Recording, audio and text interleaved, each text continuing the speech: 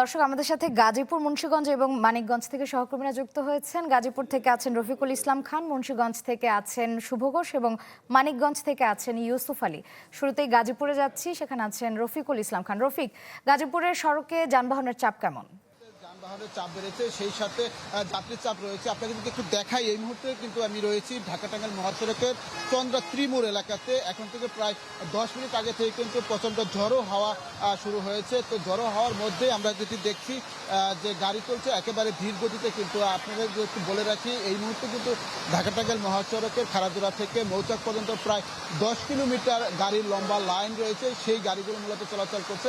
এছাড়া চন্দ্রা যে নবীনগর রয়েছে সেই সড়কে কিন্তু 5 কিলোমিটার লম্বা লাইন রয়েছে। এছাড়া ঢাকা ময়মনসিংহ মহাসড়ক রয়েছে, সেই ঢাকা ময়মনসিংহ মহাসড়কে কিন্তু গাজীপুর চৌরাস্তা থেকে ভোটবাজার পর্যন্ত প্রায় 8 কিলোমিটার লম্বা লাইন রয়েছে। এই তিনটি সড়কে যানবাহন চলছে একেবারে ধীর গতিতে। তো প্রশাসনের পক্ষ থেকে যেটি বলা হয়েছে, গতকাল রাতেও কিন্তু বৃষ্টি হয়েছে, আবার বৃষ্টি শুরু হয়েছে, যে কারণে গাড়ি চলাচল করছে একেবারে ধীর গতিতে এবং রাতে বেশ কয়েকটি জায়গাতে যানবাহন বিকল হয়ে গেছিল।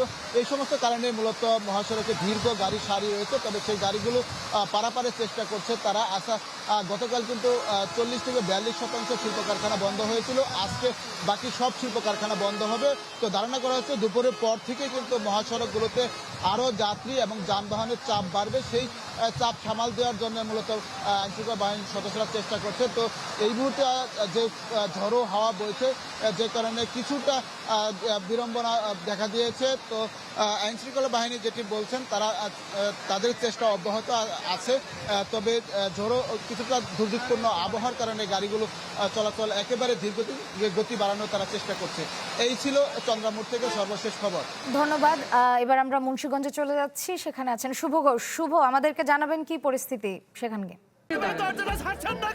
আমি কি কিছু ধরেছি নাকি? আপুটা আপনাকে চেক আউট করছে, জাস্ট কুল থাকুন।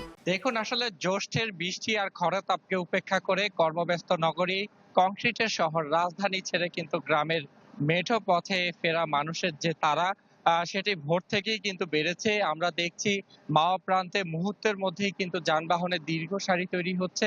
পর্যায়ক্রমে সেগুলো টোল দিয়ে কিন্তু পদ্মা সেতু অতিক্রম করে গন্তব্যের উদ্দেশ্যে যাচ্ছে। সেতু কর্তৃপক্ষ জানিয়েছে সেতুতে কিন্তু ঈদের ছুটির প্রথম দিনে প্রায় 44,000 যানবাহন পারাপার হয়েছে। এতে 4,80,00,000 টাকার বেশি সর্বোচ্চ টোল আদায় হয়েছে সেতুতে।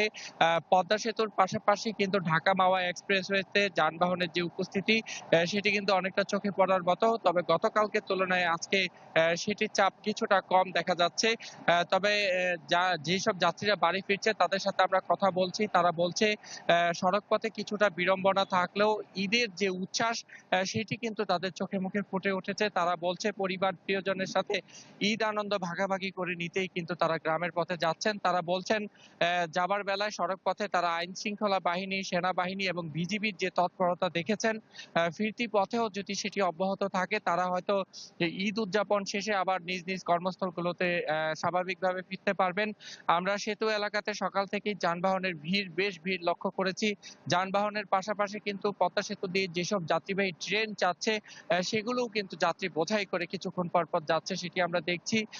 এখানকার কর্তৃপক্ষের সাথে আমরা কথা বলেছি, তারা বলছে যে আসলে সেতুতে এবার ঈদযাত্রায় কিন্তু তেমন কোনো দুর্ঘটনার খবর পাওয়া যায়নি। তবে ছোটখাটো বিভিন্ন ঘটনা ঘটেছে, সেসব ঘটনায় কোনো হতাহতের খবর নেই। সব মিলিয়ে ধন্যবাদ বাড়ি শুভ। ফেরা মানুষের যে ইউসুফ, এই বৈরী আবহাওয়ায় ফেরিতে কি পর্যাপ্ত পরিমাণ যানবাহন উঠতে পারছে? বৃষ্টি ফেরি চলাচল বন্ধ রয়েছে। আমি যদি একটু দেখাই যে চিত্র দেখাই যে পাটুরিয়া 3 নং ঘাটি রয়েছে, এই 3 নং ঘাটে কিন্তু যাত্রীরা বিভিন্ন স্থানে কিন্তু তারা আটকা পড়েছে এবং একটি ছোট ফেরি বড়লতা সেটি কিন্তু 15 মিনিট আগে এই ঘাট এলাকায় আসছে এবং সেই বৃষ্টি থাকার কারণে ফেরি থেকে এখনো কিন্তু যানবাহন আনলোড হয়নি, অপেক্ষায় আছে, যেহেতু ফেরি চলাচলই বন্ধ রয়েছে।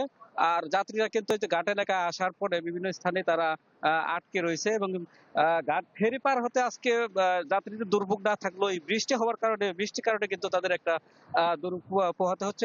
আপনি নিশ্চয়ই দেখছেন যে যাত্রীরা কিন্তু বৃষ্টিতে ভিজেই তারা যে ঘাটের পন্টুন সেখানে কিন্তু এসে জড়ো হচ্ছে। তো এই গৌরী আবহাওয়ার কারণে ফেরি চলাচল যেহেতু বন্ধ রয়েছে এবং এই বৃষ্টি না গেলে না যাওয়া পর্যন্ত কিন্তু ফেরি চলাচল বন্ধ থাকবে, পর থেকে লঞ্চ কর্তৃপক্ষ তারা বলছেন তাদের পর্যাপ্ত সংখ্যক ফেরি এবং লঞ্চ রয়েছে। তো এই বৃষ্টি গেলে তারা চলাচল চলাচল স্বাভাবিক হবে। আর যানবাহনে কিন্তু ওই যে পন্টুন আছে অ্যাপ্রোচ সড়ক, তার উপরে কিন্তু এই যানবাহন অপেক্ষা করছে। তবে এই মুহূর্তে যে ফেরি পারের জন্য যে যাত্রীবাহী বাস, এই সংখ্যাটা কিন্তু কম রয়েছে। 20-30টি বাসের মতো রয়েছে ফেরি পারের জন্য। আর পশুবাহী যে ট্রাক, সেগুলো কিন্তু ফেরির অপেক্ষা পারের অপেক্ষায় রয়েছে। ধন্যবাদ ইউসুফ আপনাকে।